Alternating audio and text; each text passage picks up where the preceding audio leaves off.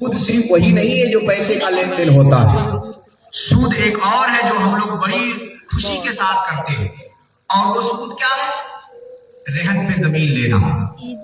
ये सबसे बड़ा सूदी कारोबार है जिसको कोई गलत जानता ही नहीं। सब लोग समझते हैं कि ये नहीं है, वो जो ब्याज का पैसा ले रहे हैं बस वही सूद है, बाकी कुछ नहीं। जो हम किसी सेठ के यहाँ से या किसी सूदखोर के यहाँ से पैसा लाकर अपनी जरूरत पूरी कर रहे हैं और उसका जो इंटरेस्ट दे रहे हैं वही बस सूद है, ये सूद नहीं है। नहीं, इस्लाम में कर्ज को सदके से ज्यादा अहमियत दी गई है।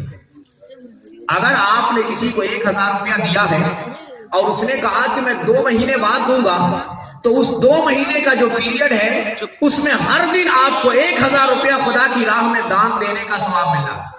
ये सदका, ये कर्ज के लिए, कि कर्ज अल्लाह रब्बुल आलमीन की ऐसी नेमत है। अल्लाह ताला खुद कुरान मजीद में फरमाता है, मैं युक़रिदुल्लाहु क़र्ज़न हसना, कौन है जो अल्लाह को अच्छा कर्ज दे, अल्लाह को कर्जा दे। तो कर्ज देना बहुत अच्छी बात है कि आप किसी को कर्ज दे दीजिए।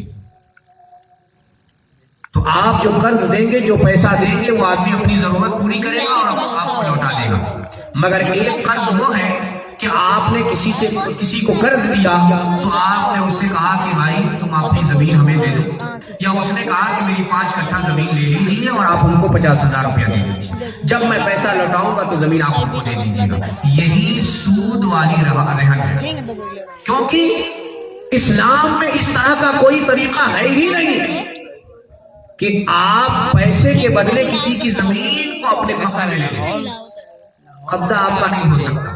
अगर वो जमीन आपने ले भी लिया है तो आप उससे कोई फायदा हासिल नहीं कर सकते, वो बंजर रहेगी, उसको आप जोत नहीं सकते, उससे आप कोई फायदा हासिल नहीं कर सकते। आपको अगर ये लग रहा है कि वो आदमी हमारा पैसा लेके कहीं भाग न जाए या समय पे न देने पाए,